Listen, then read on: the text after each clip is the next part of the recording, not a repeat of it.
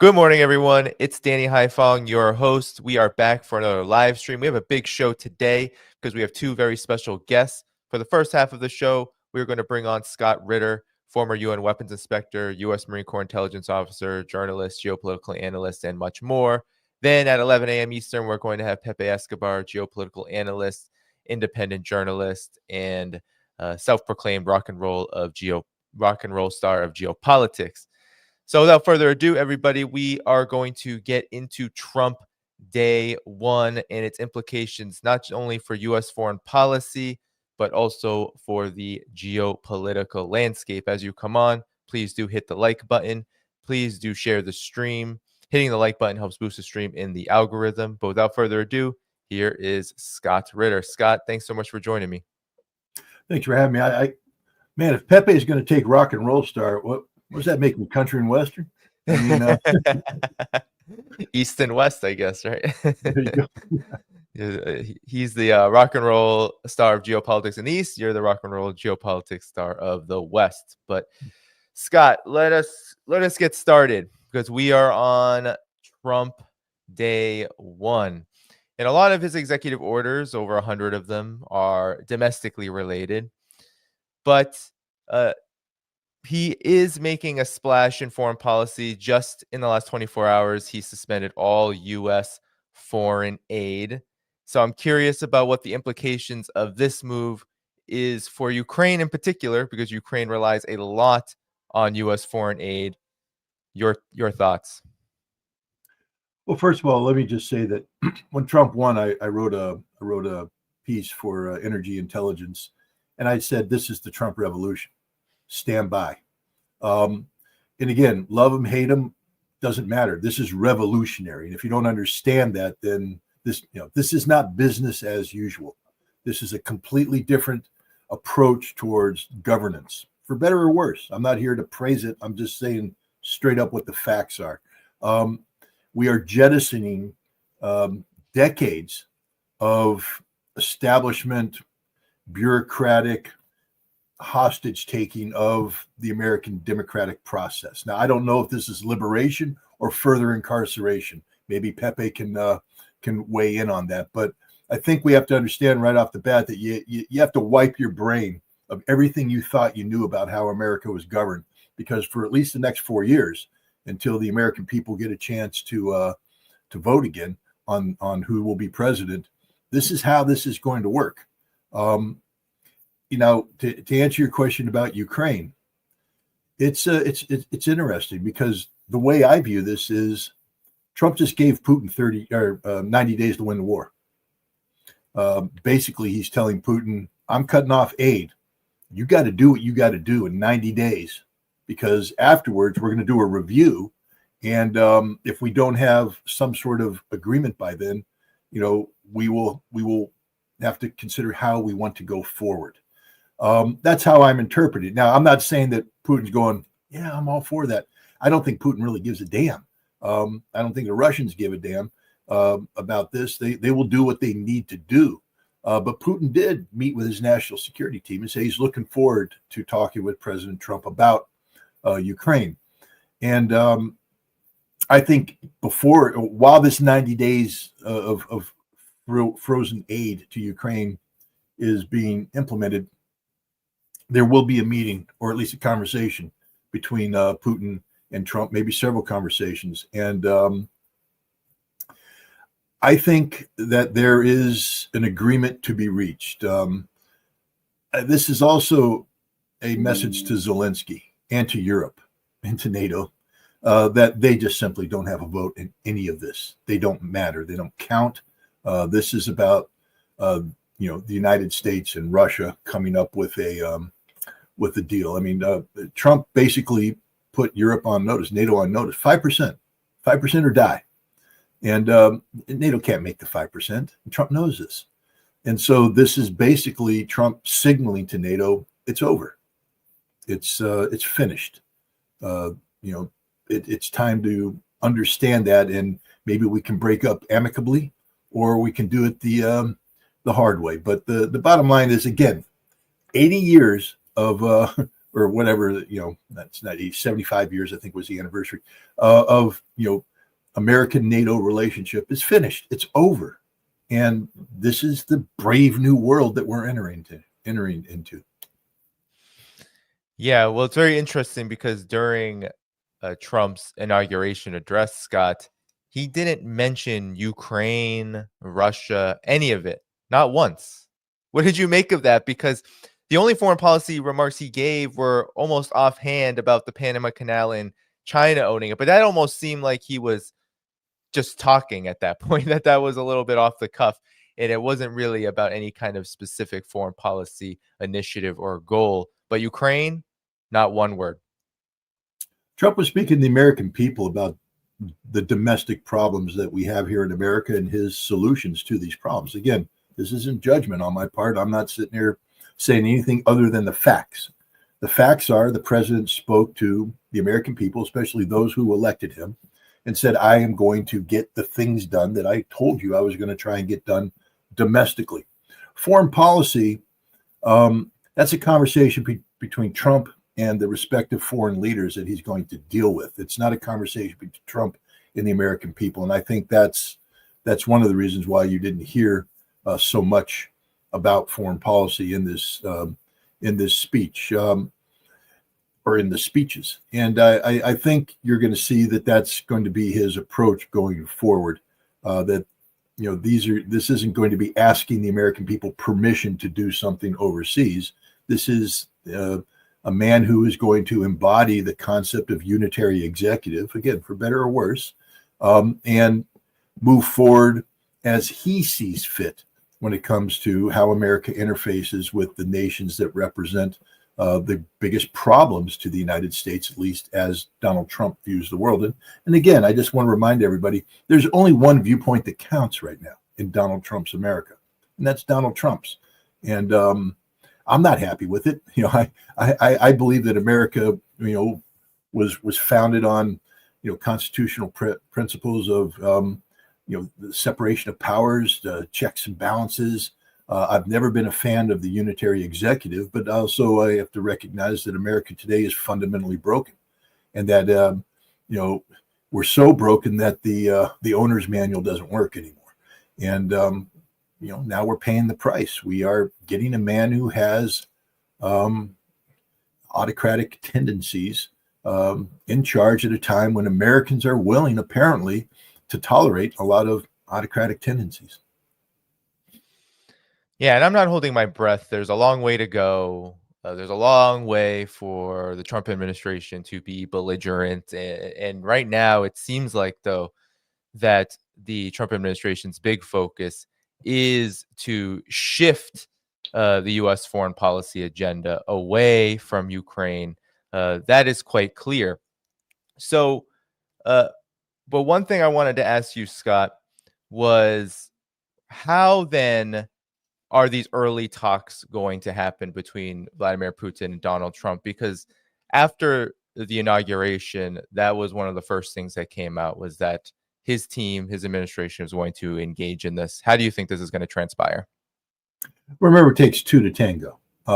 And clearly the U.S.-Russia relationship is a two-way street, not a one-way street. So right off the bat, it's not going to be dictated by Donald Trump. It will be a negotiation with the Russians on, how they're going to talk, what forum, etc. Both sides want to talk, so it isn't going to be a difficult negotiation. I do believe it's going to start off as a phone call and maybe a couple phone calls, but I do think a physical meeting within this 90-day window is a necessity to advance this cause. This war is going to end not because policy experts in the United States have dictated some sort of terms that Russia is going to have to accept.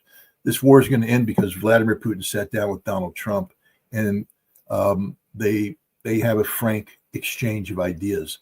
I think that Trump can put a lot on the table that would be attractive to Vladimir Putin that goes beyond simply Ukraine. And this is important because, again, when we speak of Russia's special military operation in Ukraine, sometimes we become too hyper-focused on the Russian troops on Ukrainian soil, and we forget that the reason this happened was, for instance, NATO expansion. The primary objective here is to keep NATO out of Ukraine. That's something Trump apparently has already recognized as a problem and is apparently willing to accept. This is a major shift in policy direction for the United States. And the other thing is, the Russians were always talking about, again, remember December of 2021, December 17th to be exact, Russia put 2 draft treaties on the table, one with NATO, one with the United States, speaking about the need to create a European security framework. And again, I think that Trump, given his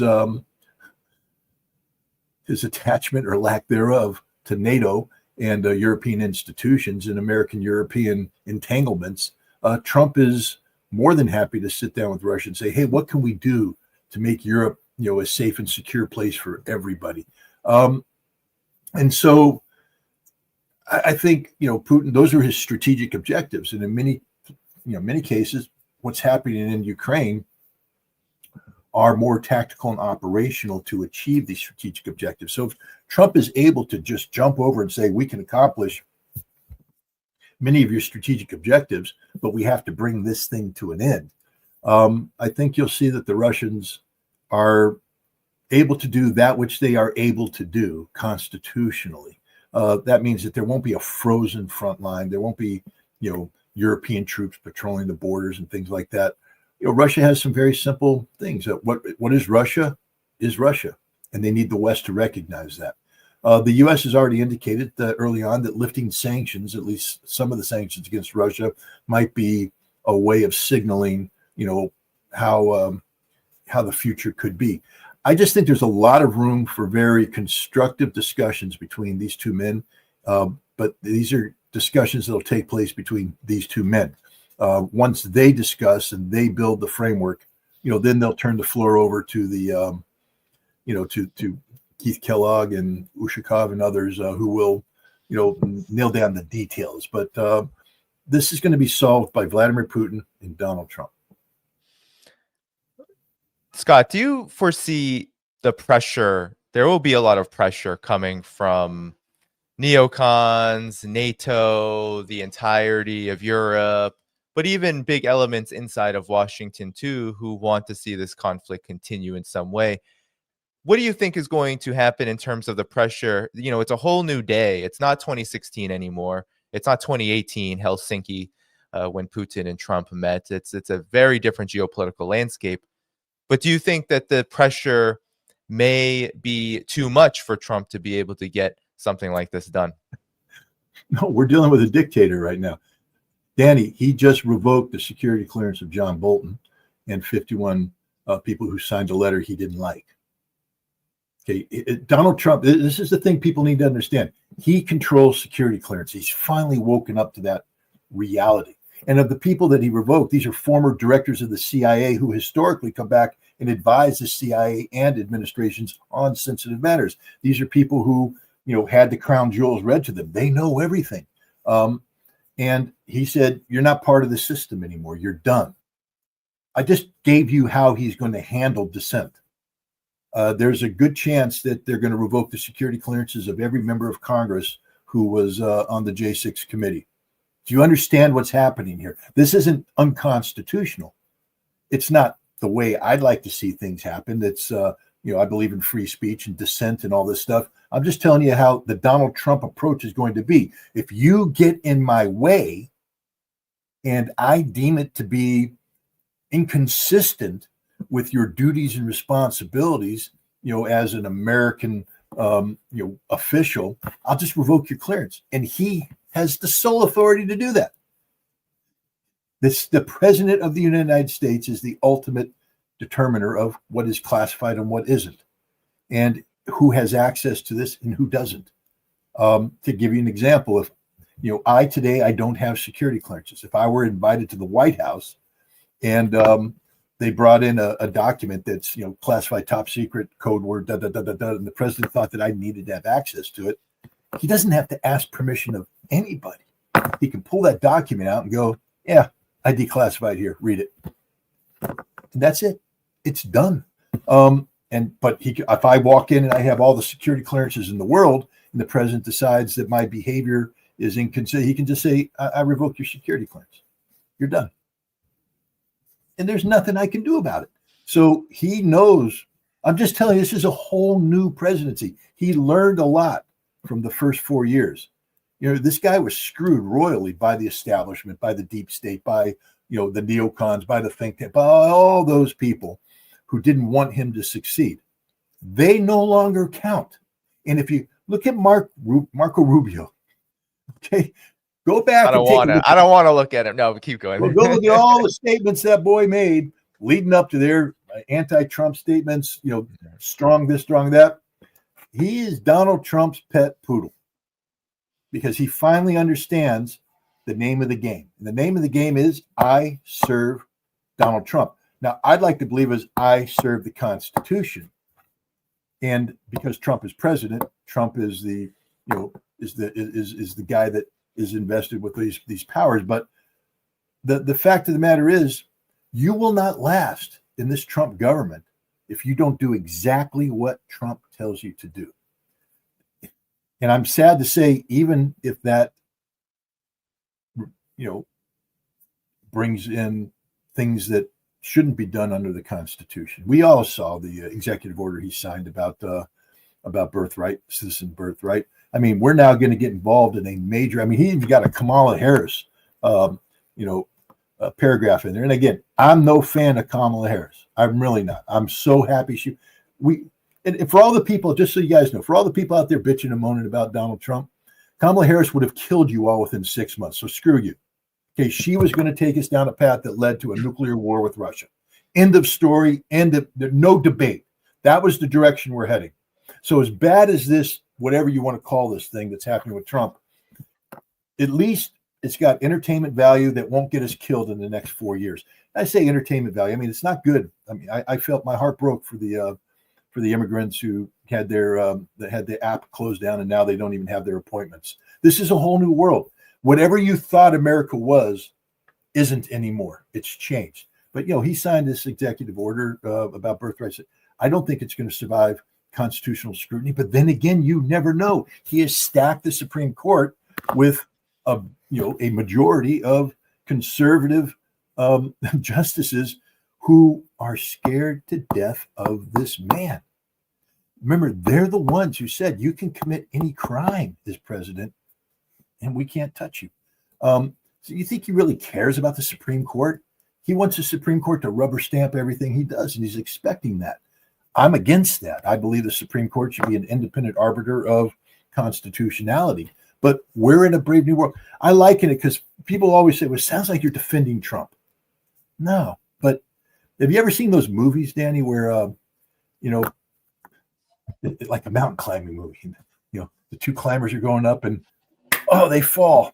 We even saw it in, one of my favorite movies, the Avengers, the Infinity Stones or Endgame. I think it was Endgame. And they're holding on to each other. You got to cut the rope. I'm never going to cut the rope. If you don't cut the rope, we both go down. I'm never going to cut the rope, but to save the one, they cut the rope and the person dies. I believe America's at that point. All the things that are nice in terms of, wokeness, or whatever you want to call it, all the peripheral stuff is dragging us down. I want it. I believe it needs to happen, but we are literally off the cliff, hanging down there, and we got to shed the stuff that's going to kill us. And Trump right now is the guy with the knife, and he's looking at the ropes attached to things, and he's cutting. He's cutting all the things that he blames for bringing America down. And I want to live. So I'm willing to let him cut. And I know that's going to piss a lot of people off, but we're at the point right now where America is fundamentally broken. We are headed down a path of civil war or self-destruction, so all the things you say what America stands for, all the things I say what America stands for, don't matter if we're gone, if we're finished. And so this is a revolutionary moment. And that's why I called it a revolution afterwards. And it's revolutionary domestically, and it's revolutionary in terms of foreign policy. This is about trying to stop a sinking ship from going under. This is about doing emergency repairs, plugging holes, making hard decisions. And it's going to piss a lot of people off, including myself. I'm planning on starting something, going in. It's basically a Trump report card, because here's the thing. I voted for the guy, and I'm not going to sit back and just say, do what you want. I still believe that the people that we vote have to be held accountable for what they do in our name. And so I'm going to hold this guy accountable for what he does in my name. And I think every American should, but we also have to understand the context of this. This isn't like, he's taking, a smoothly functioning society and trying to break it. He's taking a fundamentally broken society and trying to save it. Whether he'll make the right decisions or not, we don't know. But, I think we do have to understand that whatever we thought America was isn't, at least for the next 4 years. It's going to be something totally different. Yeah. Well, we will have to see. There are, for me, when you say a revolution, for me, I believe that we are indeed in a revolutionary moment. This is a moment in U.S. history that is unprecedented. And I believe Donald Trump is playing a very particular role. There's a reason why he gets voted in. There's a reason why he is taking the positions he's taking. And I don't agree with most of the policies that he pushes. Definitely not, because ultimately he comes from a particular class, and we saw the billionaires, the oligarchs who are all there. He's going to serve those people. But when it comes on this fundamental issue of Ukraine, the U.S.'s standing in the world, I don't believe he'll necessarily succeed in reversing this decline that he says he's going to reverse. But I do believe that he actually wants to try. And what that looks like is going to be what we should be preparing for, because it will look like, on the one hand, maybe pulling out of Ukraine, and on the other hand, who really knows? It could be many different avenues, and they could spell disaster. They could spell belligerence. They could spell the opposite in some respects. But I believe that's what we should be preparing for. Let me just make a point to you and to your chat, which I shouldn't be reading, but I always sneak a peek in every now and then. Guys, again, say what you want. On your bingo card, after Trump won, did you think Hamas would be parading down the streets of Gaza today cheering? It's an incredible scene. How many of you thought that would happen? And the answer is zero. And you know why it happened? Donald J. Trump. Only Donald J. Trump. So I just don't have any sympathy or tolerance for you. It doesn't mean that I support what he's doing, but for people to say he can't do it, he's not going to do it, he won't do it, he did it, and nobody saw it coming. And there's going to be so much other things happening that you ain't saw coming, because this is not Donald Trump circa 2017. That guy spent 4 years getting screwed by an establishment he's now declaring war on. You want to know why I'm happy about Donald Trump today, Danny? Because he signed 2 executive orders.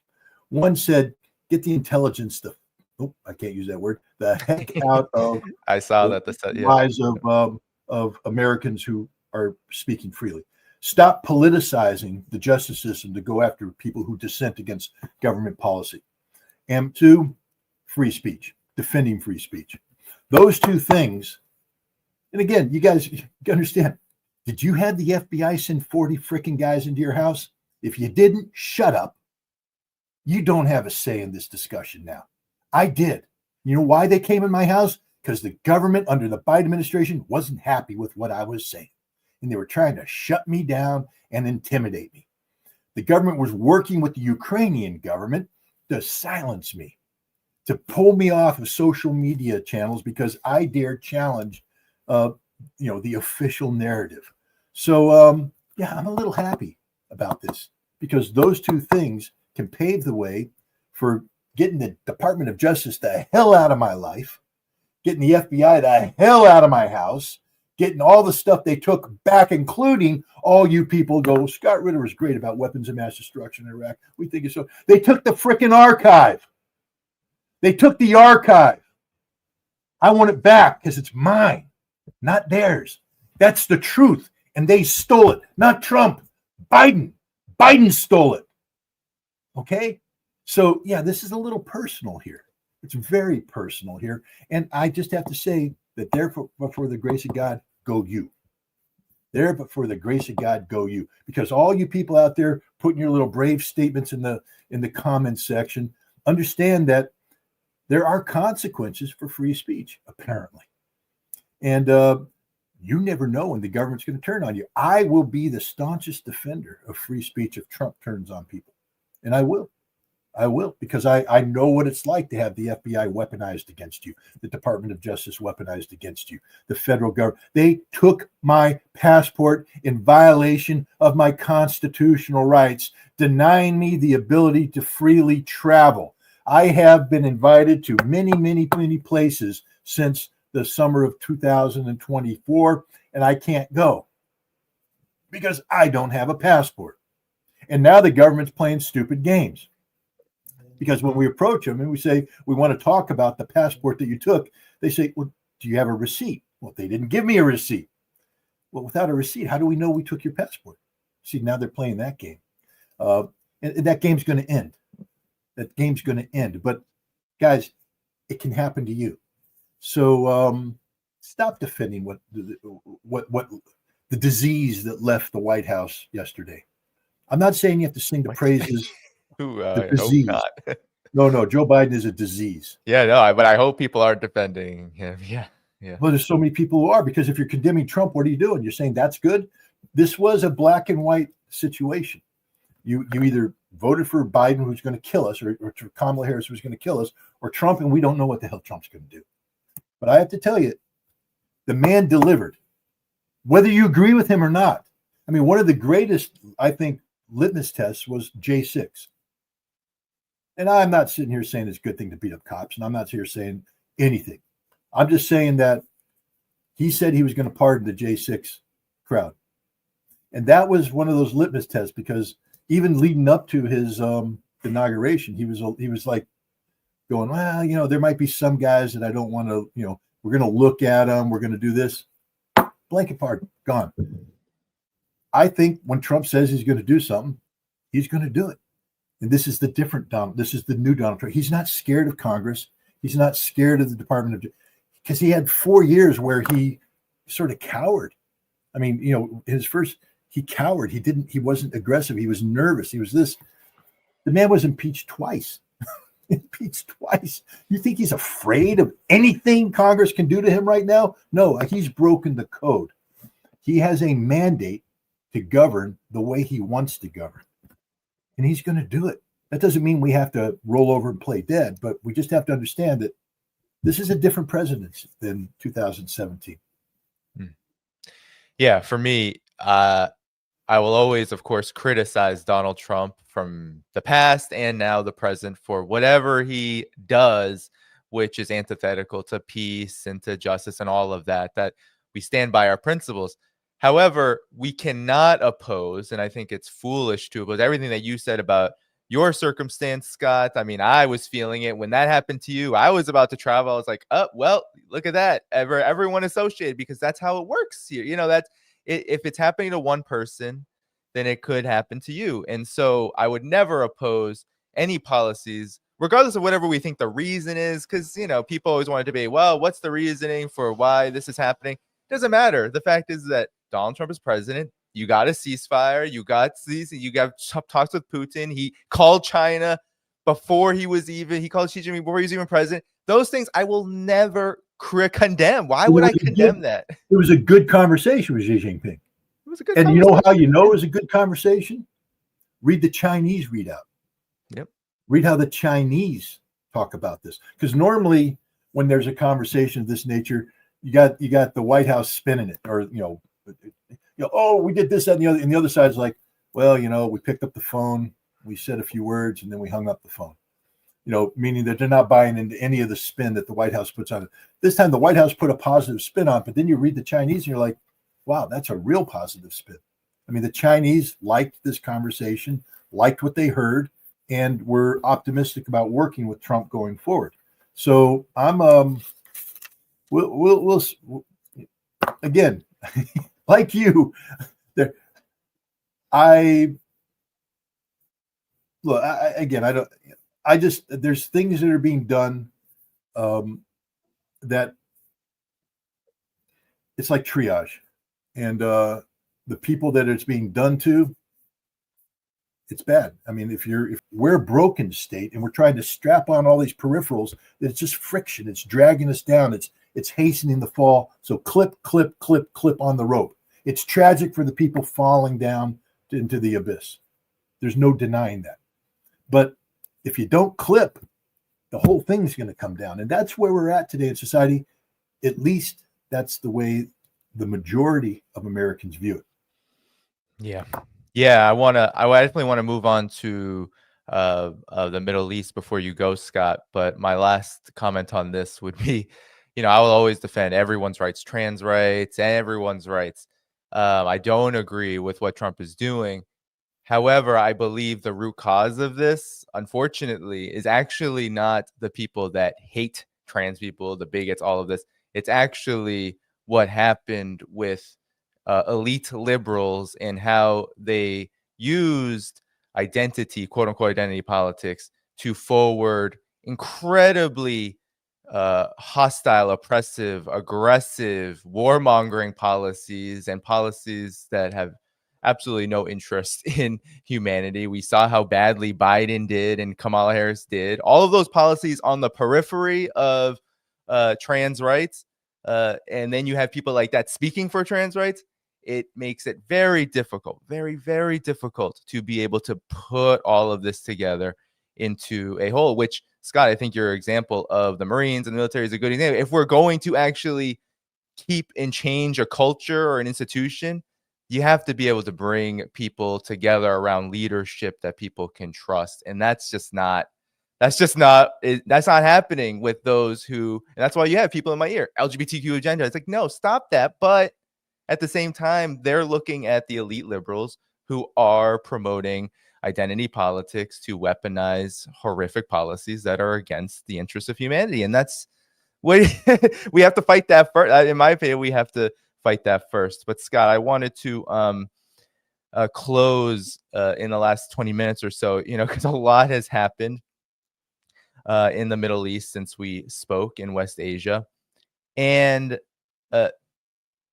you were mentioning earlier, so we had Hamas, even though Council on Foreign Relations, Foreign Affairs is saying Hamas is a non-entity now. It's been defeated.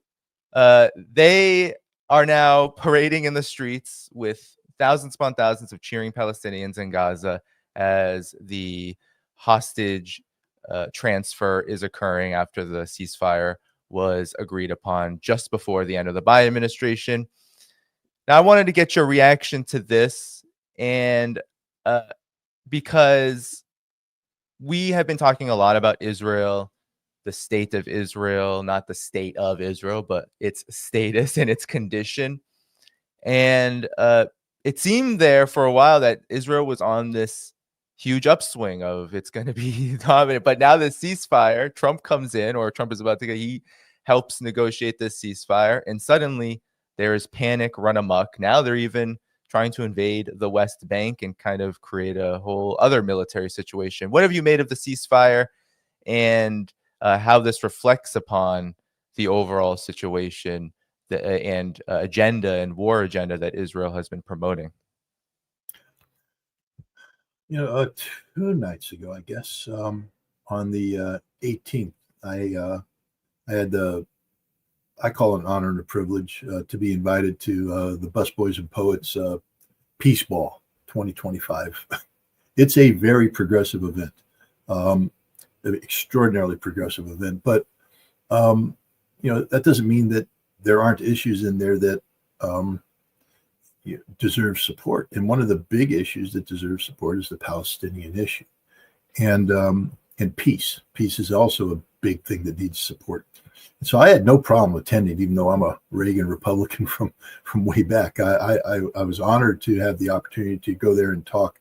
The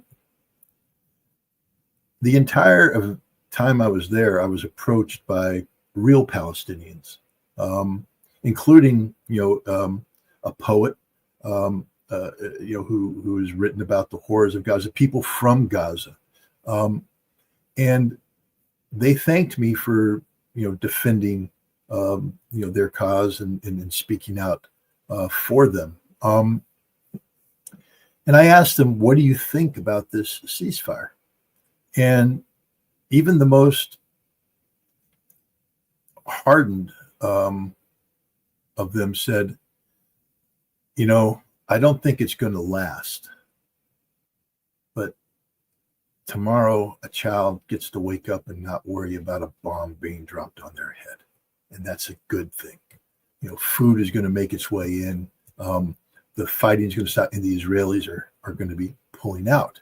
And every one of them agreed that this is a strategic Israeli defeat, because Israel said that the conditions of victory after October 7th were the physical destruction of Hamas as a military organization. All the dudes with the green armbands and the AK-47s in the street today, prove that they weren't physically defeated. And Hamas was supposed to be eradicated as a political force. One of the greatest jokes today is the notion that Abu Mazen, Mohammed Abbas, the president of the Palestinian Authority, is going to come in and govern Gaza. If he steps one foot in Gaza, he would be killed. They hate him. He is a traitor to the Palestinian cause. Hamas today has more credibility than it has had at any time. So this is a huge strategic defeat for Israel. And now Israel, it's interesting. It's a lot. Donald Trump's going to run into this problem too. You can do a lot of superficial things, sign a lot of executive orders, et cetera, but until you fix what is fundamentally wrong, it's still fundamentally broken. Israel is a fundamentally broken state. Economically, it's in tatters. Politically, it's shattered. Ben Gvir has withdrawn from the government. What is the future of Netanyahu's government? What is the future of Israel? As the hostages come out, this hostage issue is going to haunt him as it becomes clear that Israel is responsible for the delays in getting their release, that Israel murdered all of the hostages that are dead because of its refusal to enter into a deal. The deal that Israel accepted is the deal Hamas put on the table on October 8th. No, they had to push this thing on because Israel wanted to defeat Hamas, destroy Hamas, and they couldn't do that. And so Israel has a lot of problems going forward, very big domestic political problems, economic problems. Israel still has a problem interfacing with the world. As the truth comes out about what Israel did in Gaza, now as reporters are able to come in and report from on the ground, and it doesn't have to go through the filters of Israeli censors on mainstream media. You're going to get direct on the ground reporting. All the lies told by Israel will become manifest. And Israel's going to be widely condemned, further isolated. And, Donald Trump can't wave a magic wand and make that go away. Miriam Adelson's $100 million doesn't blind the world to the truth about what happened. Israel's not in the strongest position right now. And Hamas's victory could be a stepping stone towards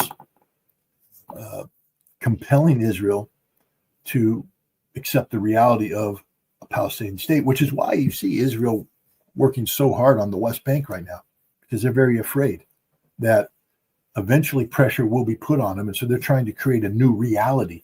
Gaza now is a reality. Israel could not defeat Gaza, failed.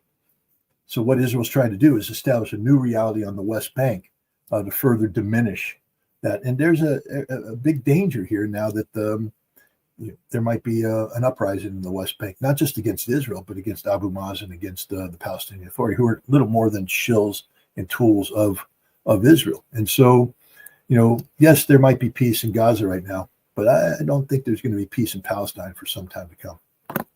Oh, absolutely. No, you're exactly right about that, Scott. I don't know if you saw Abu Obaida, the Hamas military spokesperson, in his victory, you could call it, speech video that he released after the ceasefire. He named a few forces to thank: Iran, Yemen, the resistance in Iraq, and of course the resistance in Lebanon, Hezbollah, which I think is very striking, because you have on the other side the United States. Even Donald Trump said in his presser as he was signing off on those executive orders, said, I don't think we can have those people who were, he referring to Hamas, those people ruling in Gaza that were ruling before. How do we square this circle, Scott? Because it seems like, one, there seems to be a lot of regional support for the Palestinian resistance led by Hamas, a lot of domestic support in Palestine and Gaza especially. But yet we have the continued narrative. I think even Mike Waltz has said as well, Hamas cannot rule. Well, but Trump also said something in speaking about it. He said it's their war, not our war. I mean, it's Israel's war. And so while, he may have his opinion, I think Trump is actually going to turn to Israel and say, you got to fix this, but we can't fix it for you. And so Israel may go forward aggressive, but again, we don't know what the Israeli government's going to look like in 6 months. Ben-Gvir's, the coalition has collapsed. Israel's going to go through another political crisis. And there's a lot of anti-Netanyahu sentiment right now, and it's only going to get worse as the truth comes out about October 7th and how Israel's behaved since then. And then there's the whole settlement. I mean, these settlers who are out of control. There could be a domestic backlash against the settlers from inside Israel. So I think Trump is basically saying, you guys get to do what you want to do. We're not going to get in your way, but this is your problem, not our problem. I want peace. That's what he's always said. I want peace. And I think one of the things that you're going to see that Trump does to undermine the Israelis is they have done everything, especially the Netanyahu approach, is everything that is done in mind towards confronting Iran and defeating Iran and resolving the Iranian problem. And Trump has made it clear that's not his approach. He wants to negotiate a settlement with Iran. He wants to have a deal with Iran so that sanctions can be lifted against Iran. He's not out to remove the theocracy in Iran. That's a departure, again, from fundamental American approach toward Iran. And it's against anything that Netanyahu is one. Remember, Netanyahu put pressure on Trump to get out of the Joint Comprehensive Plan of Action back in 2018, the Iran nuclear deal. And that was supposed to be as a precursor to getting the United States to help Israel bomb Iran. That's not going to happen. I personally believe there's a lot of people out there saying, Trump's going to attack Iran. Not at all. I think Trump's going to do the exact opposite. Trump said he wants his presidency to be known as that he is a man of peace.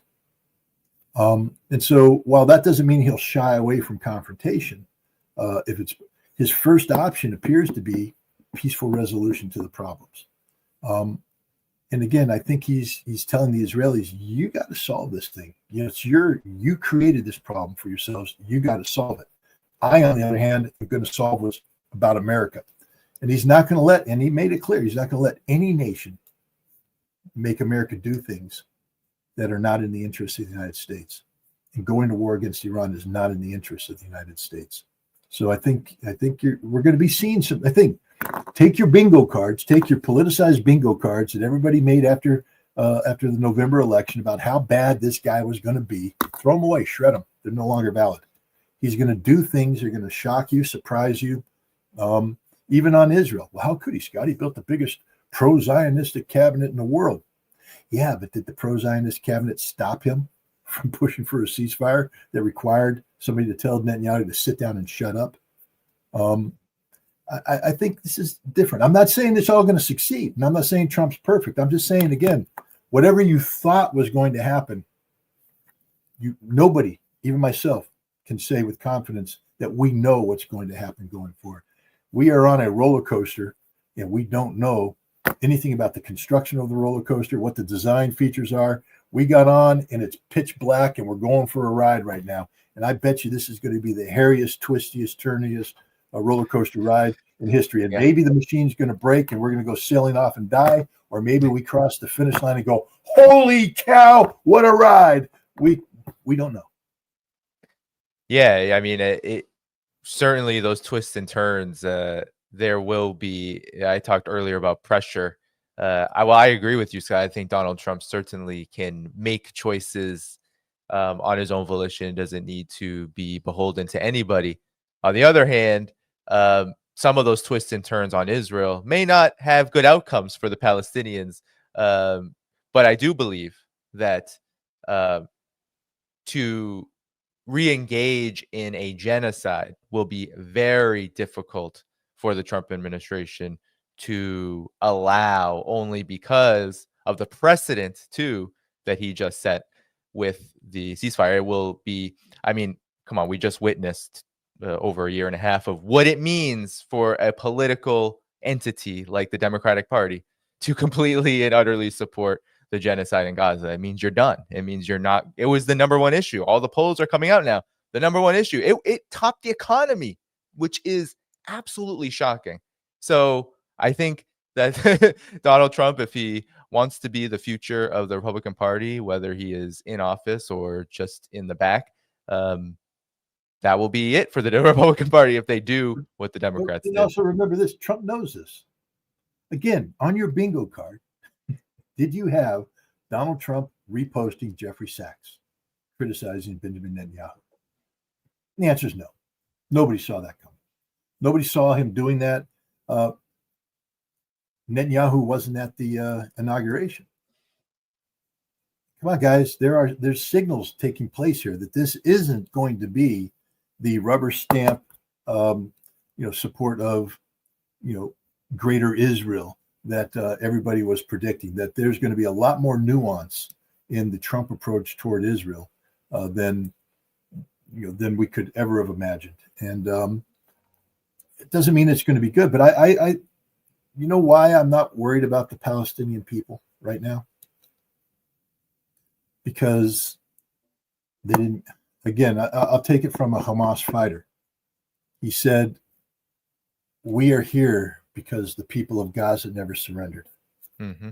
We are here because the people of Gaza never surrendered. It's not that the people of Gaza are here because we never surrendered.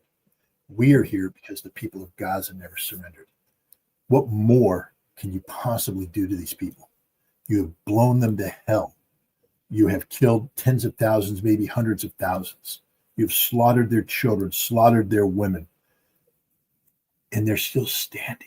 Not just standing, but standing defiantly. Mm-hmm. If you don't see that and recognize that, who gives a flying you-know-what about Egypt, about Jordan, about Saudi Arabia, about any of these so-called Arab states, this Sunni Ummah that's supposed to be rallying around in defense of their fellow Sunni Muslim, which the majority of Palestinians are. Yes, there's Christians, there's Shia, there's non-believers, communists, and all that, but the majority, it's a Sunni entity. They were betrayed by the Sunni faith. It was the Shia who stood up and fought. The Shia in Lebanon, the Shia in Iraq, the Alawites in Syria, the Shia in Iran, the Houthi in Yemen. They're the ones who stood up and fought in defense of these undefeatable people. Because the reality is, in order to kill the dream of Palestine, you got to kill every single Palestinian. They've proven that they are very tough to kill. So I'm not saying this is going to be an easy path or anything, but these guys gave me more hope. Because I'll be honest, again, I when Syria fell and I saw the Hamas leadership in Qatar speak out in support of Al Qaeda and ISIS and all this stuff, I was like, screw that. But you know what? Screw them. They're in Qatar, in hotels and all that stuff. The only voice that matters right now, this is one of those pivotal moments in, I think, Palestinian history. The only voice that matters is the fighter. This is one of those litmus tests. It's like World War II. All the guys that got out of the draft and all the guys that avoided this, and stayed at home and did this.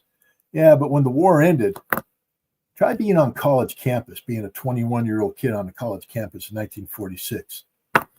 And the girls go, "What'd you do in the war?"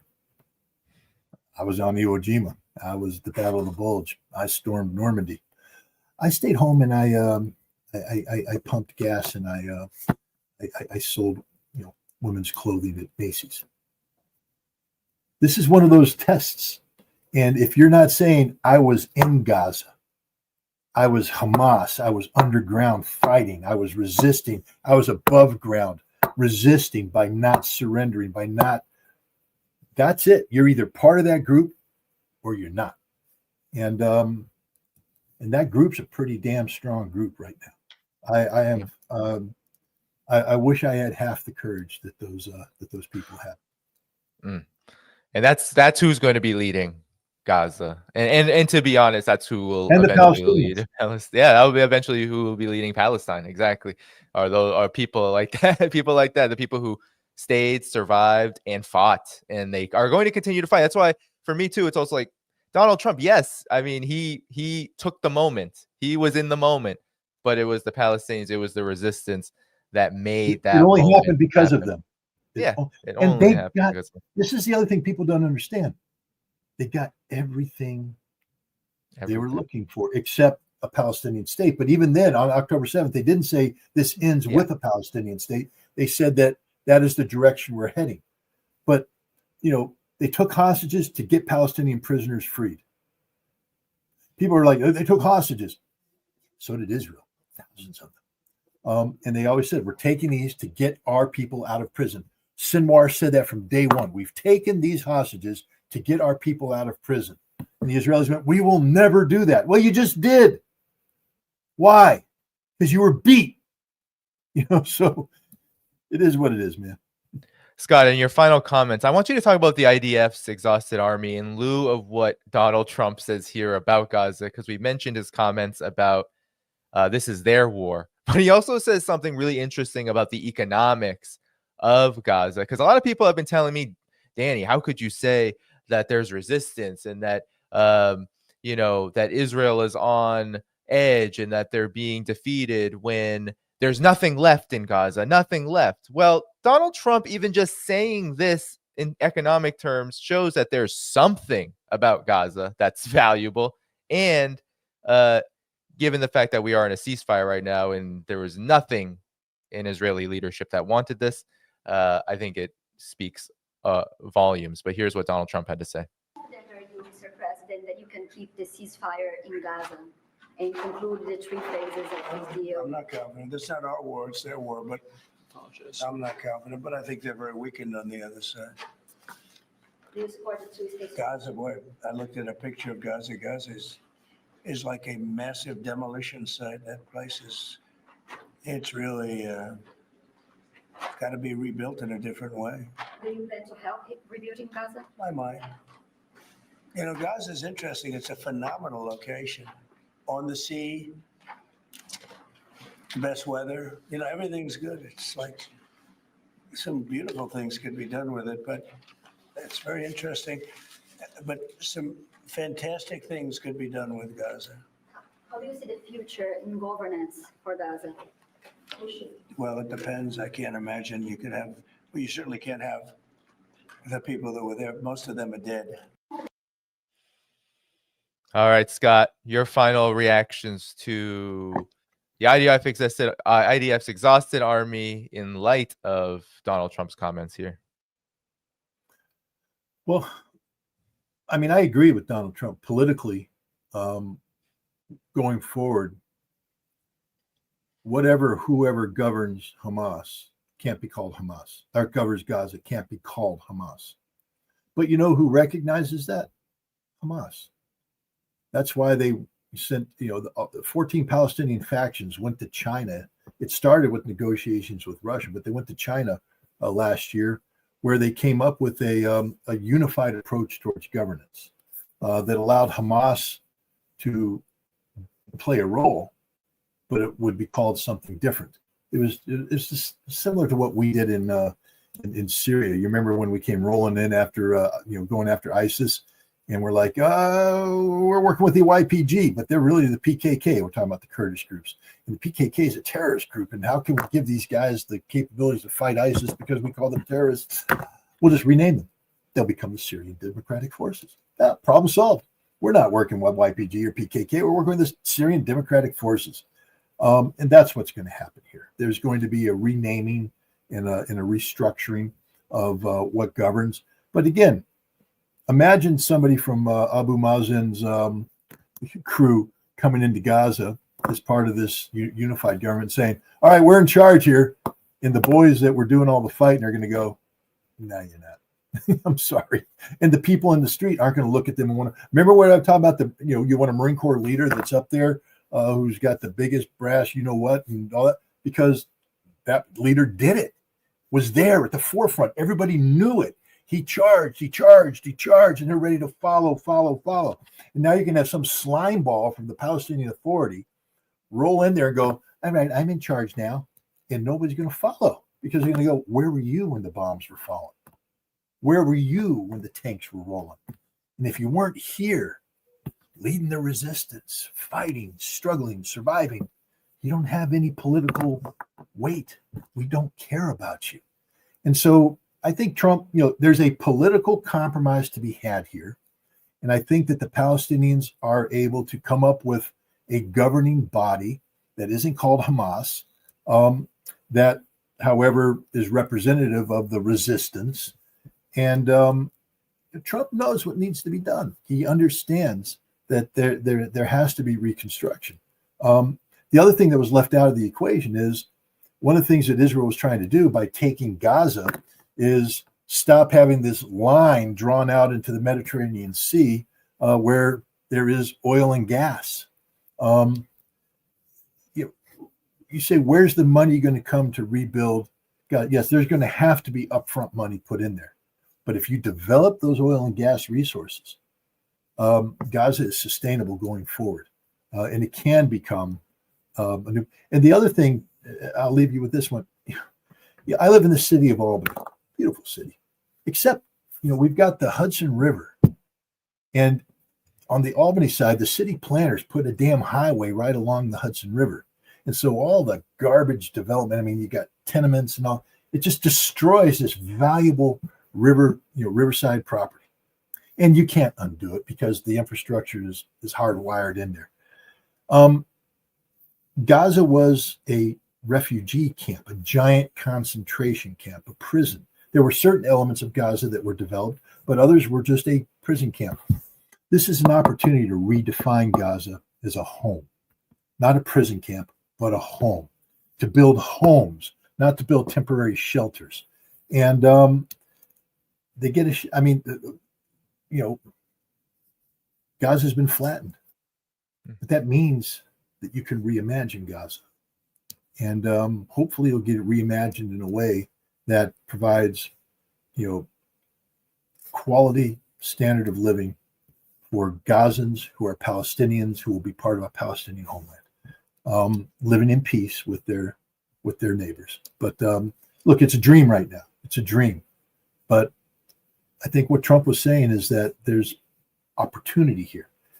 And that's how you have to view this. You have to view it as opportunity. Because if not, then what was it all for? What was all the dying and suffering for?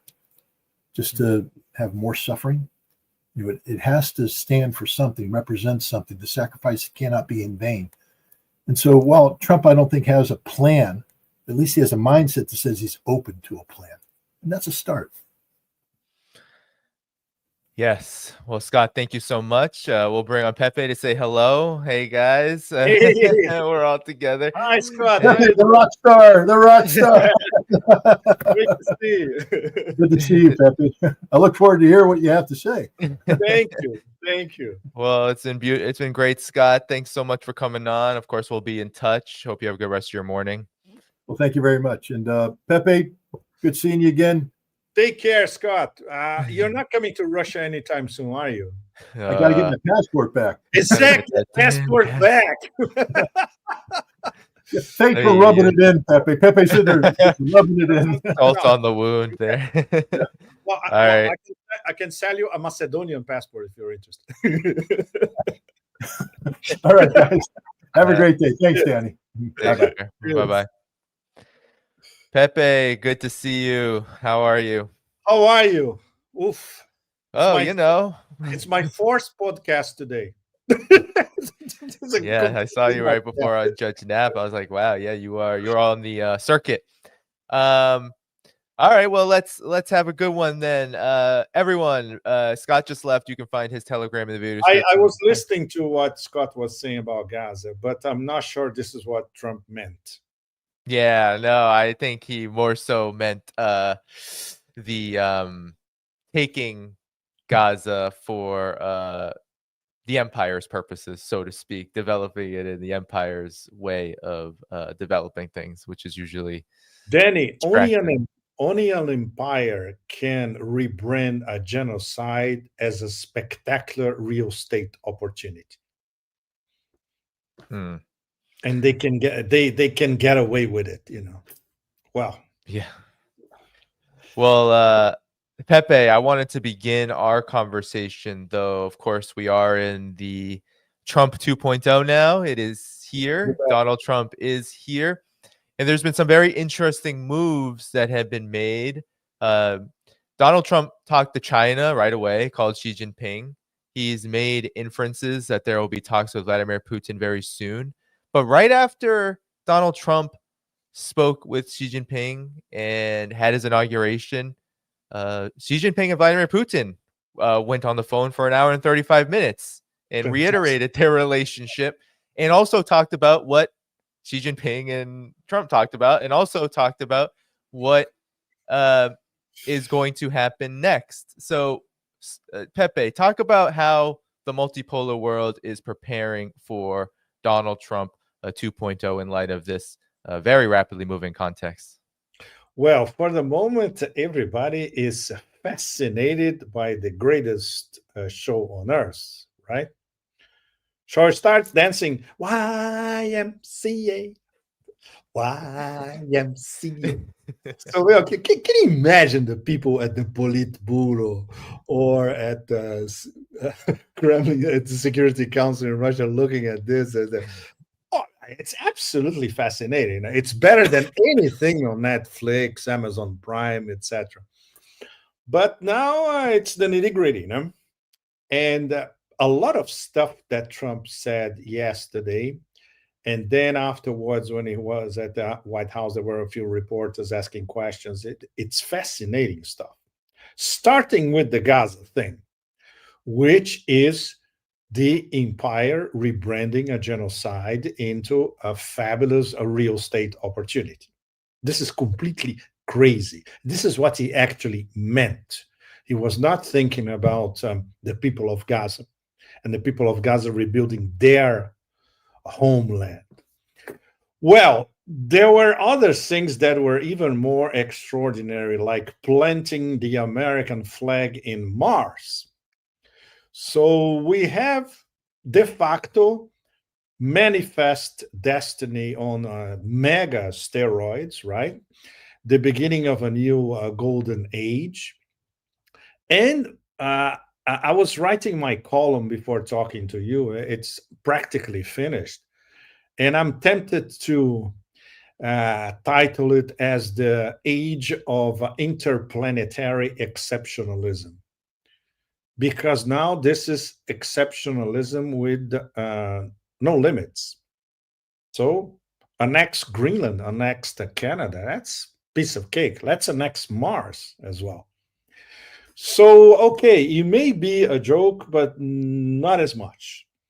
The way Trump framed this new manifest destiny on steroid era and the rash of executive orders on the first day, everything you can imagine, from Mexico to wokeism in the military, to actually proclaiming a common sense, like there are only two genders, a male and female. This was, from the point of view of the global majority, this was obviously fascinating to watch. But now, okay, now let's look at the real policies. You know, one thing is to rename Gulf of Mexico, Gulf of America. The other thing is how you're going to deport 11 million illegal aliens in the US without collapsing the service structure of several American states completely, starting with California, you know. And of course, in parallel, we're going to have this dynamic interaction and very volatile interaction between Trump's domestic agenda and more, let's say, the vague ideas that he has in terms of foreign policy. I found it fascinating, in fact, that he didn't even mention the EU, the European Union, and Europe, as because obviously Trump considers Europe as part of the sphere of influence of empire. So they are already Christ and Chihuahuas, and that's it. You know, they don't matter. What matters, on the other hand, is NATO. So for Trump, Europe is about NATO, and the EU is the Chihuahua arm of NATO. And he was very explicit. You got to pay up. So it's the return of the 5%, right? And it's fascinating because the new NATO Secretary General, Ruti Frutti, the stale Dutch Gouda, Mark Rutte, former prime minister, he started last week, even before the inauguration, telling nearly 500 million European citizens that now you got to pay up as well. So forget about cuts on your social service, on your health services, on your pensions, etc. Everybody needs to pay up a 5% of GDP for NATO. Otherwise, we're going to start speaking Russian or we have to immigrate to New Zealand. And he said that with a straight face. So this is very, very serious. And what Trump said yesterday basically expands what Ruti Frutti said last week, right? And then Ukraine, they were Trump was very, very vague on Ukraine. And by the way, this was very interesting because he said that there may be a phone call with Putin soon, his own word. Today, Yuri Ushakov, one of Putin's top advisors, said, look, we didn't receive any request from anybody for a phone call, for a meeting, etc. So this is basically Trump spinning or Trump camp spinning, right? The phone call between Xi and Putin was an absolute masterpiece because so they watched YMCA, they saw what Trump said yesterday, and then they pick up the phone and say, okay, what is this guy up to for 1 hour and a half? It's absolutely fascinating. Obviously, we'll never know really what they talked about. What we know so far is that they didn't talk specifically about the Trump presidency. They talked about Russia-China relations. They talked about the war in Ukraine. They talked about basically BRICS geoeconomic preoccupations, etc. But the fact that the phone call took place immediately after the inauguration is as intriguing and fascinating as that signing in Moscow 3 days before the inauguration, last Friday, with Putin and Pezeshkian, the Iran-Russia strategic partnership, which this is it. My current column on the Credo is about the strategic partnership. What could that entail for BRICS relations, for Global South relations, connectivity corridors, etc.? Because the number one geoeconomic vector of this deal is to accelerate the building of the international north-south transportation corridor. 3 top BRICS with an extension to Azerbaijan, which could also mean an extension to Turkey later on. Because of the Caspian, Kazakhstan can also be part of it. So this means much more trade across the Caspian among all the Caspian littoral states, with Russia involved, of course. And, of course, everything traveling in a multimodal corridor, like the INSTC across Iran, down to the south, and then sea all the way to Mumbai in India, which from the Indian point of view is essential because for India, it will open the possibility of more trade with Central Asian, with not only with Iran and Russia, but with Central Asian partners. as well. So this is essential in the strategic Russia-Iran strategic partnership. Sorry. And of course, energy, a lot of Russian investment to upgrade the energy grid in Iran, power plants, agriculture, tourism, more direct flights, you name it. So it's a really comprehensive partnership. And of course, because it's two top BRICS with ramification to other BRICS as well, this should be a motive for Trump 2.0 and the Beltway to start paying attention to it. For the moment, absolutely nothing. I think they don't even understand what this strategic partnership means, as they don't understand what BRICS is. And this brings us, obviously, Danny, to one of the pieces of resistance of yesterday when a reporter asked Trump about... Can I play this about BRICS? Yeah, I have it. I want to definitely... Okay. You're talking about Spain, I'm guessing, correct? When they asked about... Here we go. This is what the reporter asked Donald Trump about, and this is his response. Thank you, sir. What can we expect of the countries in NATO that spend the least amount of money, like Spain, France, below the 5%? Spain is very low. And yet, are they a BRICS nation? What? They're a BRICS nation, Spain. You know what a BRICS nation is? You'll figure it out. But, and if the BRICS nations want to do that, that's okay, but we're going to put at least a 100% tariff on the business they do with the United States. You know what the BRICS is, right? You guys know. You know what I'm saying, right? So, Danny, do you know what it is? Well, but he doesn't. No. This is absolutely crazy. So can you imagine the people around Trump? They obviously have no bloody clue about BRICS, which is something that we knew about the previous ghastly administration, and this applies to the new one as well. And when we a juxtaposition with what Hegseth said in his confirmation hearing, where he couldn't name a single ASEAN nation.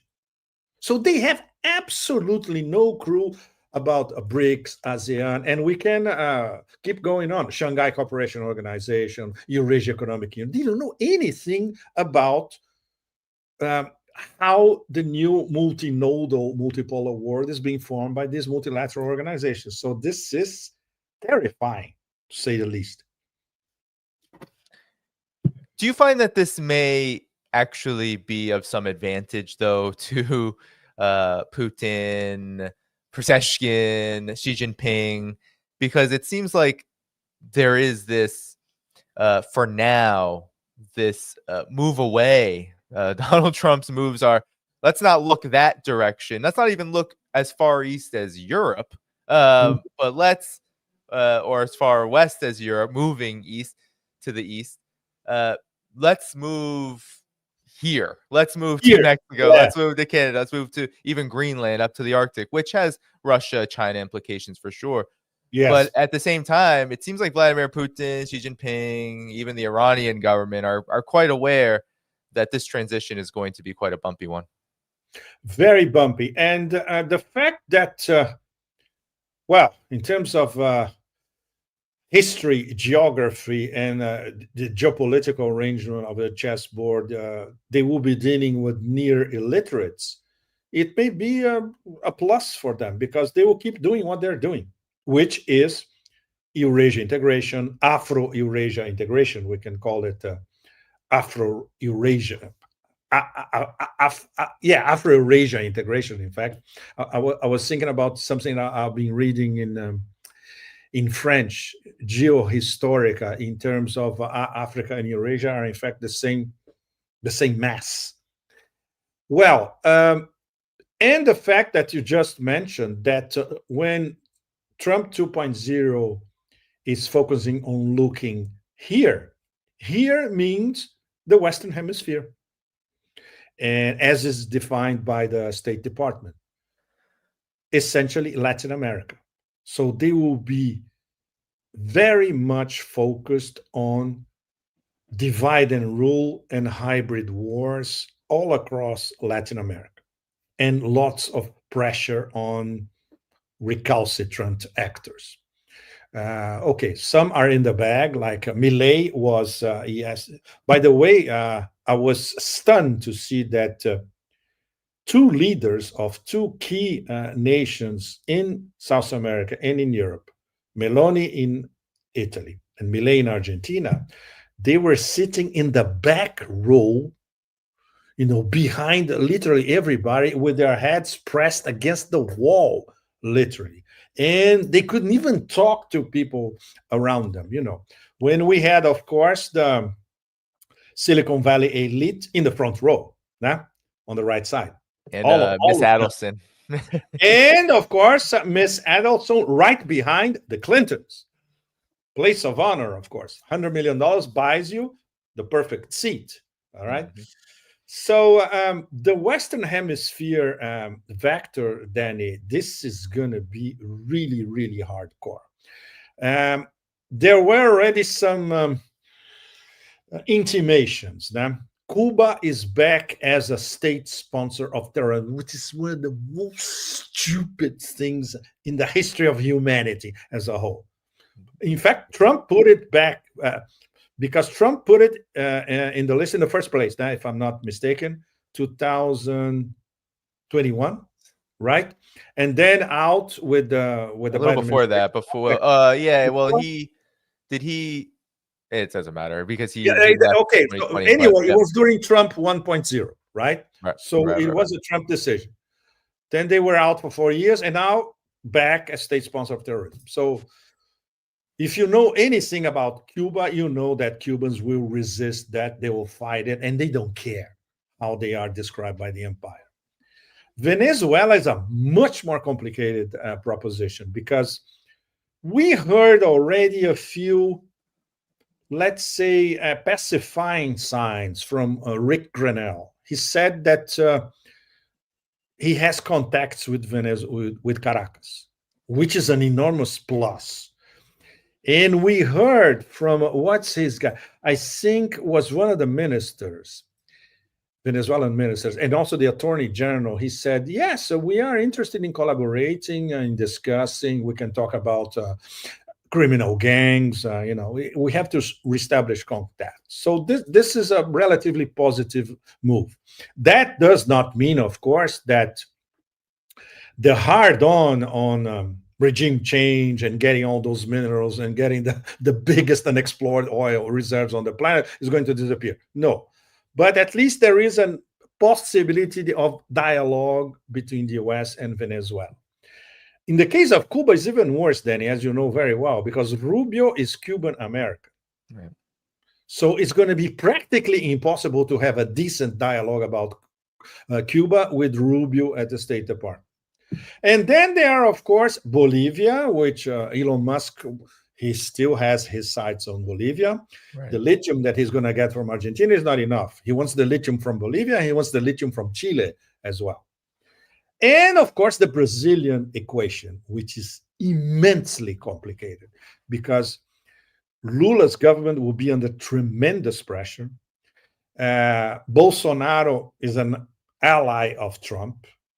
He is still immensely popular in Brazil, on a really pop and popular level, So Trump and Trump 2.0, they have a Trojan horse inside Brazil, which they can manipulate any way they want, So this focus on the Western Hemisphere shows us that as the empire is being progressively expelled from Eurasia, and obviously in Africa, they have nothing to offer the Africans, what's left, essentially? And obviously, Europe is sphere of influence, bunch of chihuahuas, and it's all about NATO, and it's 5%. What's left? The Western Hemisphere, Latin America.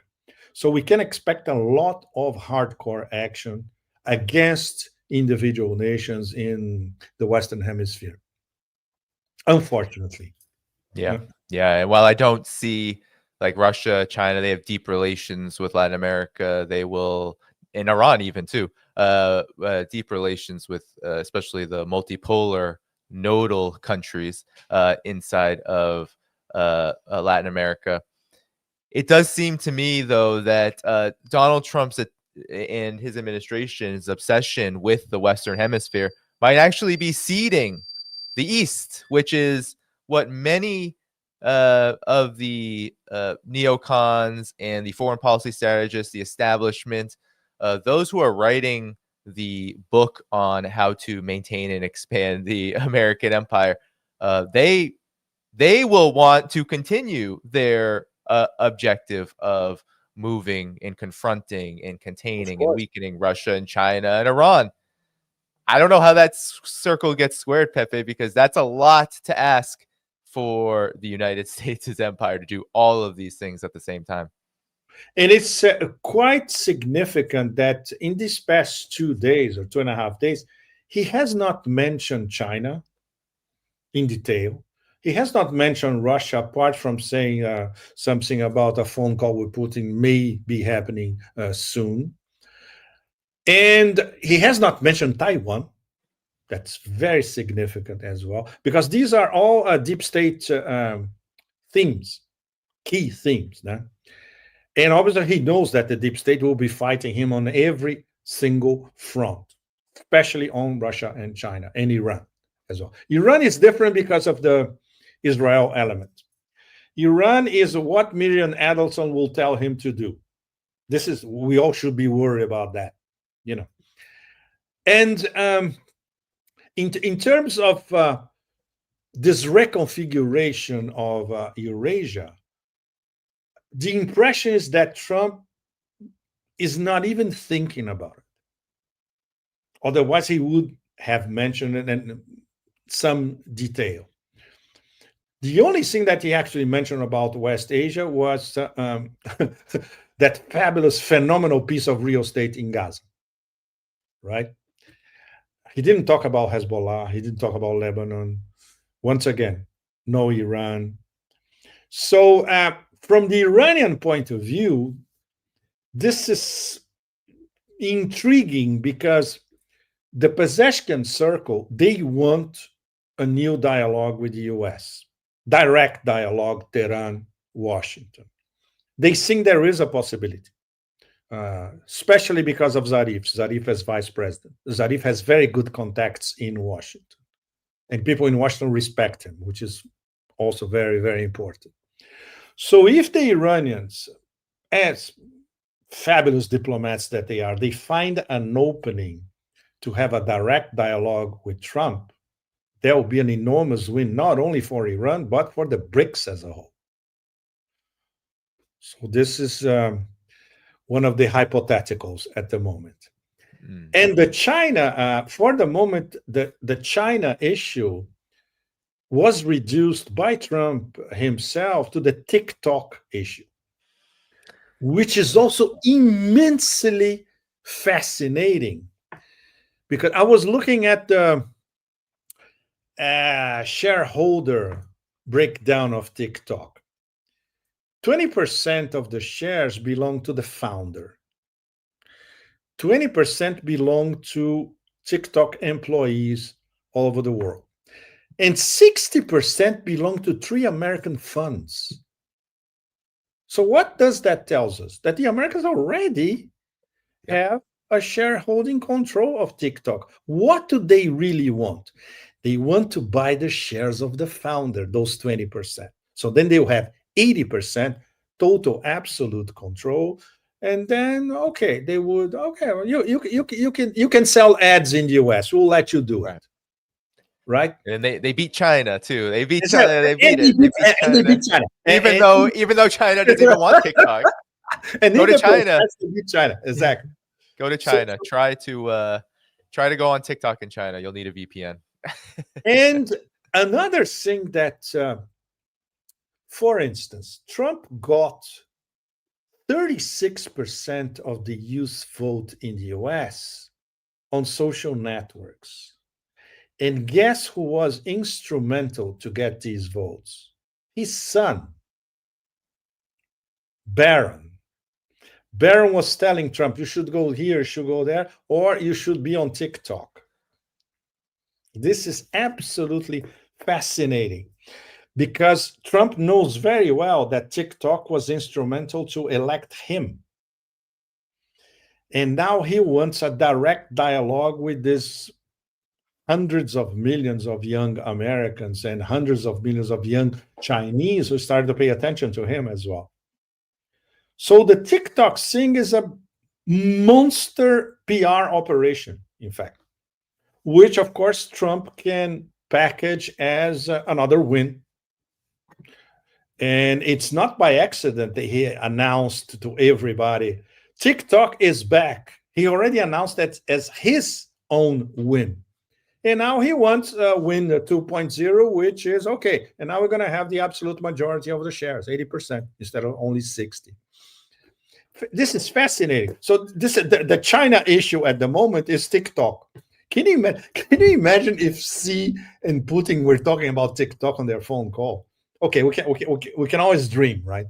But this would be the ideal David Lynch style dialogue between Xi and Putin. Yeah. Pepe, I wanted to talk to you about 2025 possibly being the year of BRICS, because we have Vladimir Putin and Pezeshkian meeting and signing off on this strategic partnership, which happened right before Donald Trump's inauguration. And then, of course, you had the entrance of and the admission of Indonesia into BRICS. Now you have Nigeria as a partner country. Mm-hmm. So BRICS seems to be getting bigger and bigger, and Russia and China's partnership seems to be getting bigger and bigger. Russia and Iran's partnership seems to be getting bigger and bigger. It seems like 2025 is already off to a really good start for BRICS. How does this all fit into how you believe the Empire of Chaos is going to respond to all of this?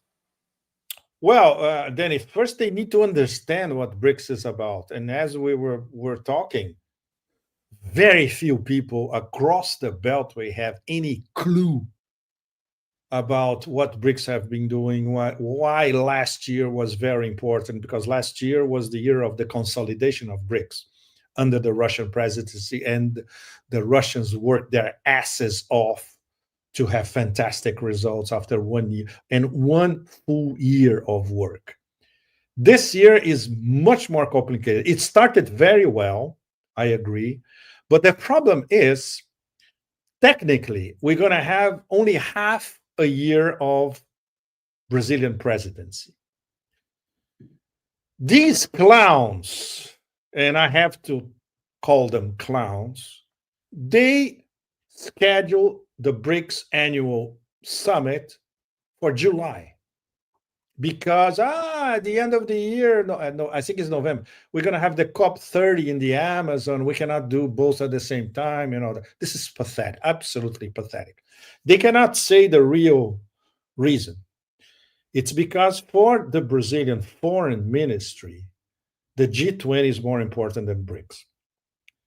And some of my best sources in Brasilia confirmed it to me that the anti-BRICS lobby inside several ministries in Brazil, and specifically the Brazilian foreign ministry, the Itamaraty, is extremely powerful. So once again, Brazil is shooting themselves in the back. They are specialists in doing that kind of thing. So one of the possibilities is that at the end of the year, when we're going to have the G20 in South Africa, by the way, South Africa presides the G20 this year, you could have a second BRICS or a second mini BRICS summit, actually detailing all the work that is going to happen between July and November, which is what they should have done in the first place. The BRICS summit last year was in mid-October. Makes total sense. And after October, the Russians still were working like hell until the end of December. So let's see if the Brazilians, finally see the writing on the wall, right? It started very well, I agree. But this anti-BRICS fifth column, Atlanticist fifth column in Brasilia, and Sao Paulo and Rio as well, is very, very worrying. Let's see how it's going to develop, right? From the point of view of the major BRICS, and then we can say the Primakov triangle plus Iran, Primakov triangle, Russia, India, China, plus Iran, and now plus Indonesia. So we have 5 Eurasia and East Asia, Eurasia, big players. They will keep, advancing like high-speed rail. No question about that. And the fact that Indonesia now is also part of suggesting policy and approving policy is very, very important, because this will reverberate across Southeast Asia. The partners will more than welcome. Thailand and Malaysia are now full partners. They will welcome. And Vietnam is on the list. Vietnam is going to be the next full partner. So we're going to have 4 Southeast Asian powerhouses at a very high level within BRICS. So BRICS in Asia, East Asia, Southeast Asia, West Asia because of Iran, and even Central Asia, because don't forget, 2 partners are Central Asians, Kazakhstan and Uzbekistan. So BRICS across Eurasia is going to keep, high-speed rail velocity. The problem will be how the Brazilians are going to understand that, accommodate that, and keep up with the rhythm across Eurasia, right? I'll have a chance to see, as I'm going to Southeast Asia after Turkey and Russia. I'm going to Southeast Asia and then to China. So I'll have a chance to talk to the players over there about all that, And I'm sure I'm going to learn a lot of immensely interesting interconnections among the Southeast Asians inside BRICS. And obviously, of course, all that, even if the next Pentagon head has no clue about ASEAN, has a direct influence on how ASEAN is related to China, to India, and to Russia as well. So imagine, Danny, is there anybody among these new appointees of the Trump administration who has any clue about the complexity of these interactions? I doubt it. Sincerely, I doubt it. Maybe some scholar in some think tank has an approximate idea of what's going on. And then we're going to see one of those typical Hudson Institute or Hedgesley Foundation papers, demonizing ASEAN, of course. As China's stooges or some crap like that. But it's serious. It's a matter, once again, of misinformation and ignorance at the highest level of a new administration. So it's no wonder they're not talking too much about Asia as a whole, right?